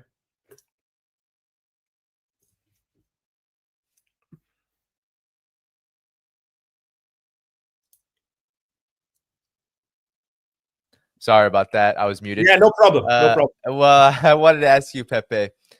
Before Trump came in, there was an Amnesty International report that, of course, in Amnesty International kind of deep state thinking and presentation, lightly presented the idea of the United States going kind of all out with a foreign policy initiative and ultimately a war on BRICS as a development.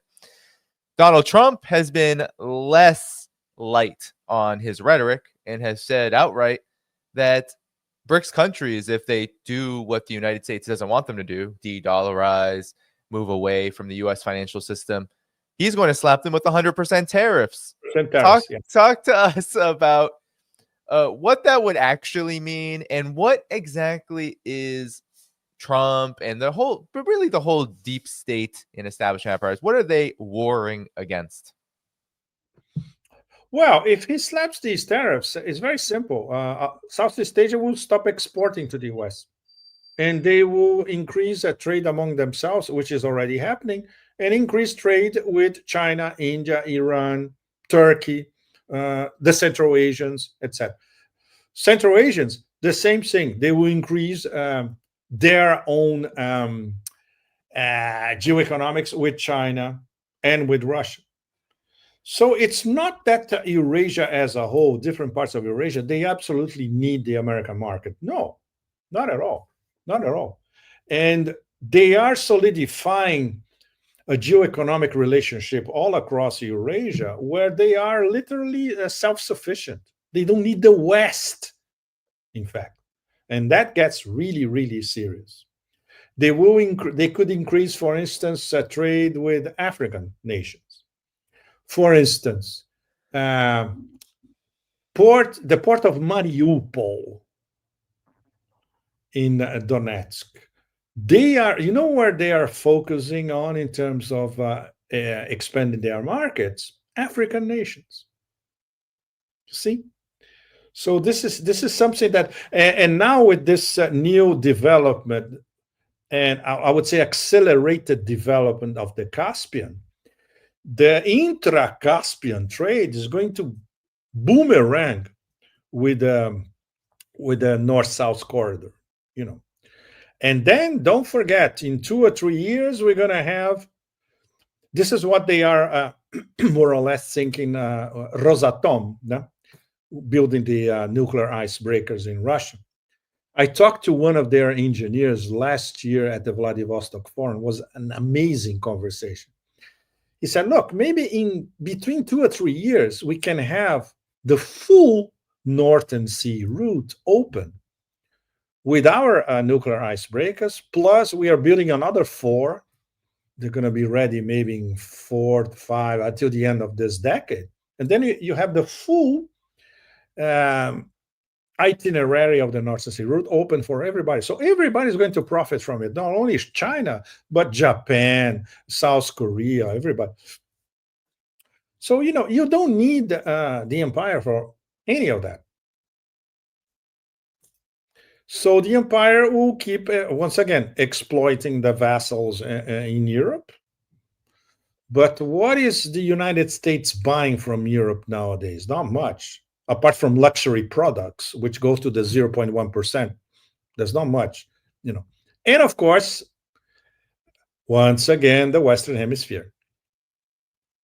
So it's any way you look at it, it's always coming back to further exploitation of the Western Hemisphere and, you know, draining Europe from anything that they still might have in the next 4 years, because it's disappearing fast. Everything is disappearing fast. And Eurasia, it's really another planet. You know, from Turkey to the east, everything to the east, it's a completely different environment, mindset, priorities, drive, integration, you name it. Yeah, and it's striking, Pepe, because just if we look at the new administration, Trump, and its stated objective foreign policy wise, it seems to be a complete reversal in terms of, while it's still very much about empire, and it's still very much about, as you said, manifest destiny, expansionism, it's almost as if it's like an expansionism collapsing in and on itself, because it's about going backward, back to previous domains, or maybe domains not yet able to approach, for example, Canada or Greenland, the Panama Canal. But of course, Latin America has always been seen by the Empire of Chaos as its domain, as its backyard. Absolutely. But still, that may, comment on BRICS is, of course, about the entire world. Multipolarism, multipolarity, multi-nodal development. It's about the entire planet: Latin America, Africa, Asia, Eurasia. However, if the United States pivots back to the Western Hemisphere, Pepe, what does that leave for the East? That leaves even more room for them to develop these multipolar, multilateral mechanisms. And it just doesn't seem like that's going to be a realistic approach for the United States. It just doesn't seem like that's going to happen. It feels like at any moment we're going to be back into the Empire of Chaos, Russia, China, provocations all over again. I don't know what your opinion on that is, but I wanted to get it. The way the chessboard is moving at the moment, it's a mix of both angles. In fact, What's left for the empire to exploit? The Chihuahuas in Europe, their sphere of influence, and the backyard in Latin America. That's it. Is that enough? Of course not. No wonder we have Greenland and Canada back on the map in terms of annexation by whatever means necessary or whatever, because the resource base will at least grow. Oil, gas, water, unexplored minerals, you name it. But that's still not enough, because it is an empire in decline, even though Trump said literally the decline stops now. No, it does not.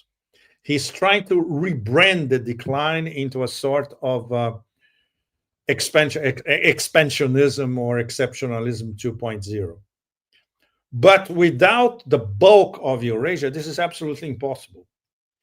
And there's no way the empire can find new to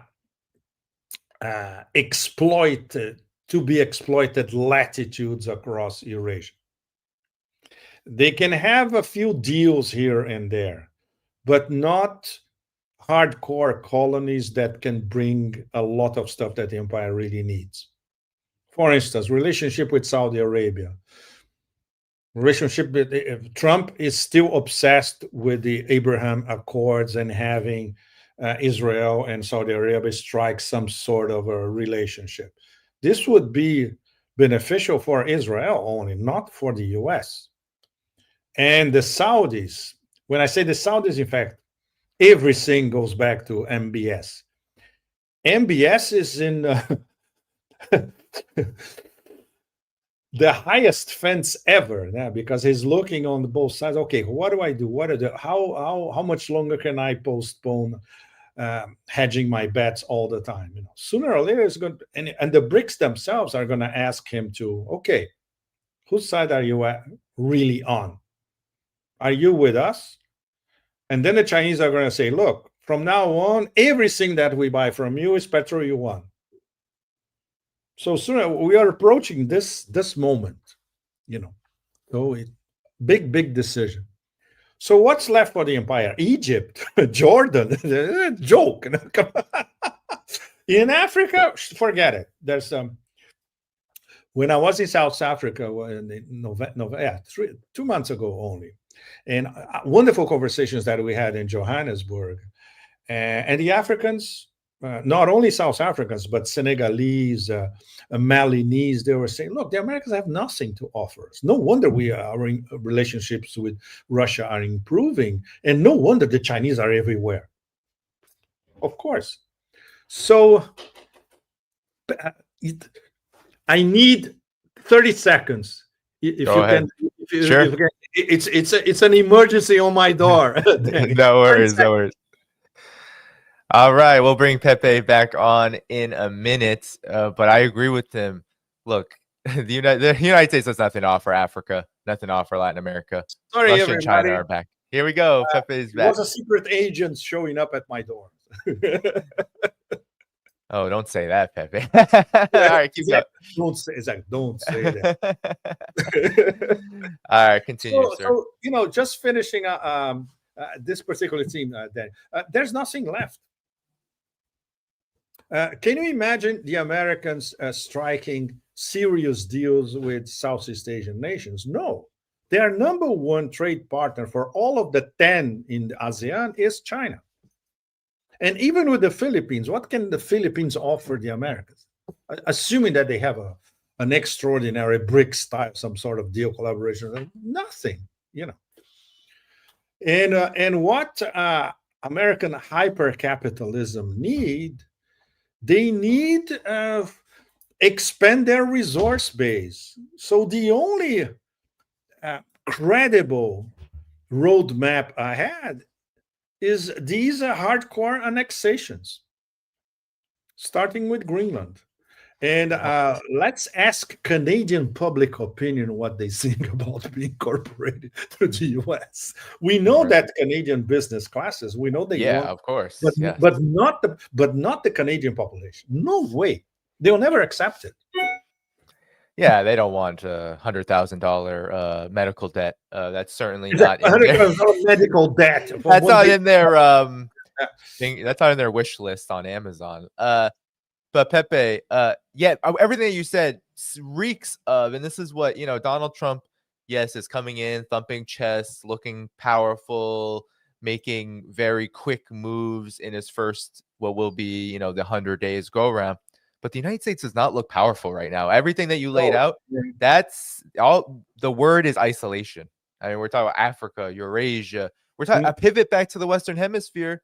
But the objective for how many years, Pepe, has been Russia, China, Iran. Seems like a lot is being ceded, even just rhetorically, which is, I think, an astounding development in and of itself. Yes, absolutely. And well, but don't forget that Trump is a master of spinning narratives and twisting narratives, which is exactly what he's been doing even before the inauguration. So we will continue. He's going to come up with a harebrained scheme beyond Greenland and Canada sooner or later. You are diverting the narrative. There's no question about it. He's very good at that. But is it enough to solve the intrinsic problems of the US as a fragmented society and of the empire as a fragmented empire? It's not enough. So, Pepe, I wanted to spend our closing segment on the not just the development of BRICS and multipolarity, but you have recently written an article, and I think this ties it all together on the Russia and Iran strategic partnership. We know that this is hugely significant for West Asia. Everyone was saying that Iran was basically neutered as of the October Israeli strikes, lack of Operation True Promise not happening. But what I see, Pepe, actually is with this strategic partnership, it's being called historic on all sides, Yes. on the Russian side, on the Iranian side. Many who are looking at it are seeing it as historic. Talk about what's in this deal and how it affects Eurasia as a whole, given that there has been all these concerns about the future of Iran with what's been happening in the region.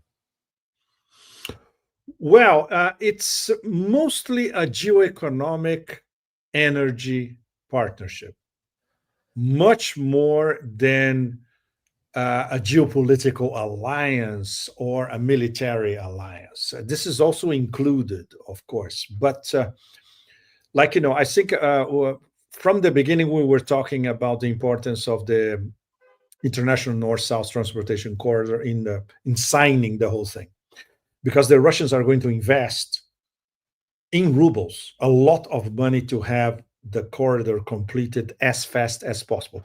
On the Russian side, it's very easy, because basically it's from St. Petersburg to Astrakhan by rail. They already have that.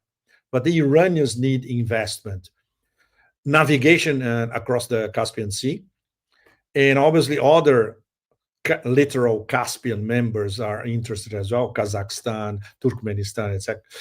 And of course, building highways from north to south of Iran, and then the infrastructure of ports in the south of Iran to go to Mumbai. To Mumbai. The Indians are paying attention to that as well, because for the Indians, their Silk Road, or let's say their Silk Road 2.0, is the port of Chabahar, south of Iran. The same thing, not very far from Gwadar port in Pakistan.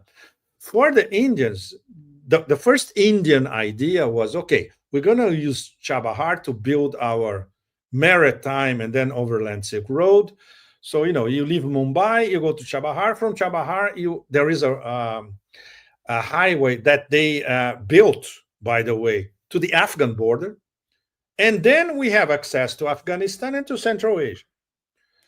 So this is progressing very, very slowly. There was a lot of American pressure against it, etc. But now the Indians have a second possibility of a Silk Road, which is Mumbai, ports, Bandar Abbas and others in southern Iran. And then from Iran, to the Caspian as a whole and the Caspian littoral states and Russia. So the Indians now, they can have West Asia and Central Asia as part of the Silk Roads that they dream of. And from an Indian point of view, because of this immensely complex India-China competition, for them this is perfect because it allies them more closely geoeconomically with two fellow BRICS, which happen not to be China. And this is how the Indian ruling class thinks, this is really fascinating. Because, but in the end, we have what? We have all these Silk Roads, horizontal and vertical and maritime in the rimland across the Indian Ocean, and northern in the Northern Silk Road towards the Arctic.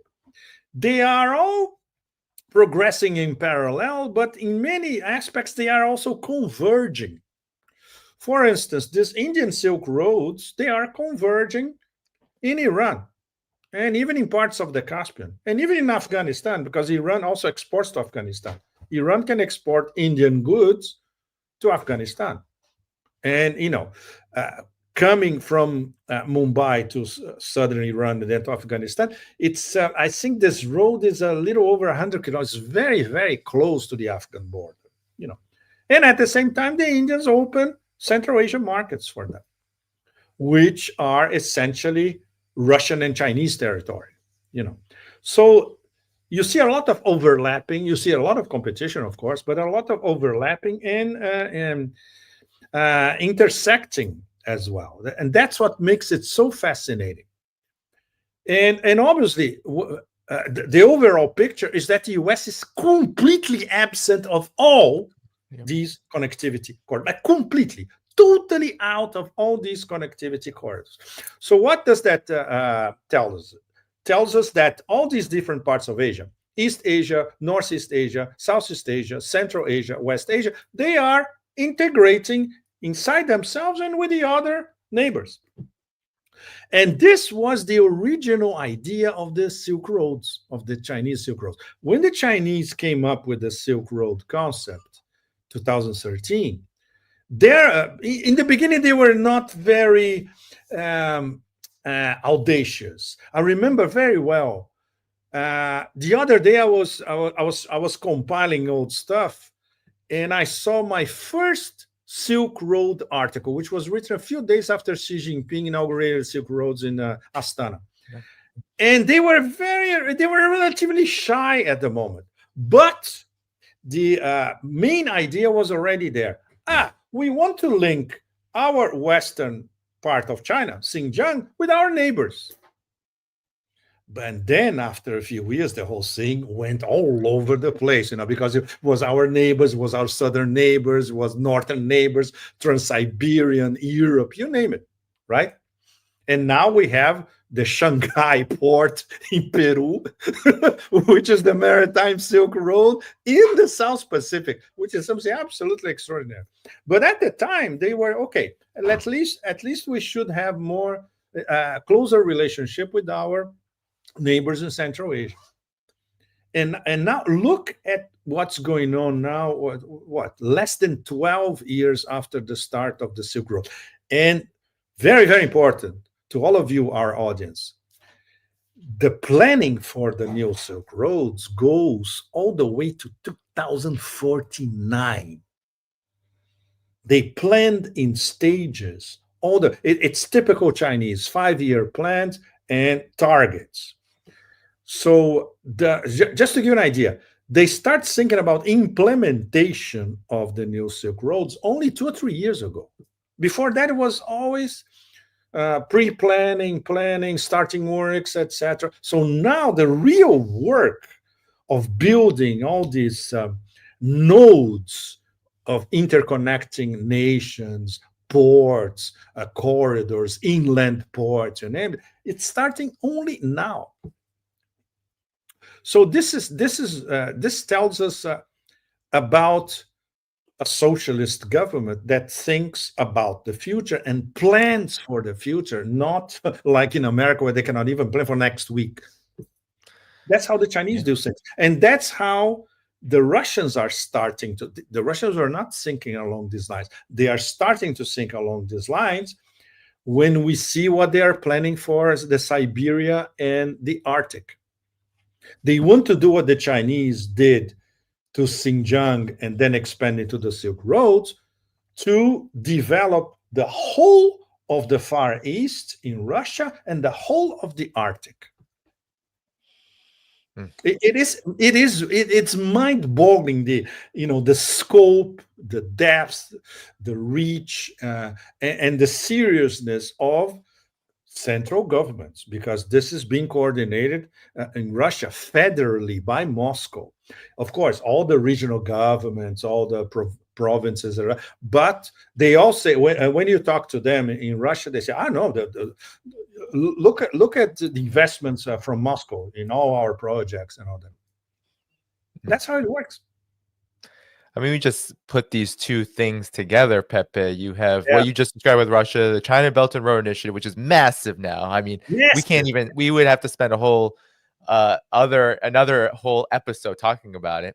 Yes. But now people on Xiaohongshu are learning about China's economy, learning about how China is doing. Americans have been learning about this, and the numbers just today, 12 million new urban jobs in China alone. In the United States, we can't even get 100,000, 200,000 at any given point in a year, in a month. And believe me, the population, while there's a population difference, it is not proportional. 12 million new jobs versus 200,000. Exactly. And that just goes to show everything that you're saying, Pepe. And, when you put the strategic partnership together, Russia, Iran, and you talk about the way that China is doing the Belt and Road Initiative, the New Silk Road, these things feel unstoppable. They feel very planned, and they feel, from my perspective, as the basis for why I believe Donald Trump's move to the Western Hemisphere, while it will happen and there will be moves, these projects are just intolerable to the empire of chaos. Correct, Pepe? Yeah. So how do you see that playing out now in this year of BRICS, which I do believe that, yes, Brazil will certainly present issues. July is what, a hop, skip, and a jump away from now. But when we talk about Indonesia, the integration, all of this stuff feels inevitable, unstoppable.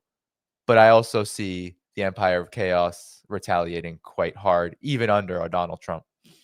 You're absolutely right.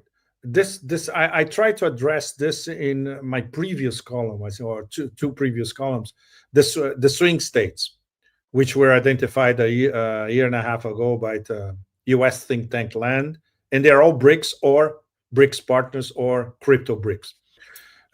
Brazil, India, and South Africa, Turkey, Indonesia, and Saudi Arabia. At the time, we were 6. Now they probably will be talking about 9 or 10. And there will be different levels of hybrid war and destabilization attempts on all these. There's no question about that. I've been trying to warn the Brazilians about it. Very few people in Brazil are paying attention to this, seriously. But Brazil is one of the top targets because the Americans absolutely need Brazil under their wing in the Western Hemisphere. It's a must. Argentina is a distant second, And Indonesia, wow. Remember when they had an easy ride with Suharto, right, Danny? These days are over. Bye-bye. We'll never be back to Suharto as a number one imperial asset. It's over. And the Indonesian ruling class is starting to develop a mentality that they are starting to believe that they are a big, big power of the future, one of them. And you didn't have that, for instance, let's say until the 2000s, until 15 years ago or so. Now it's a completely different story. It's fascinating to watch how it develops, And we didn't even talk about Vietnam, which is going to be a mega powerhouse of the 21st century. Ultra educated population, cohesive, pre-planning, you name it. Mm-hmm.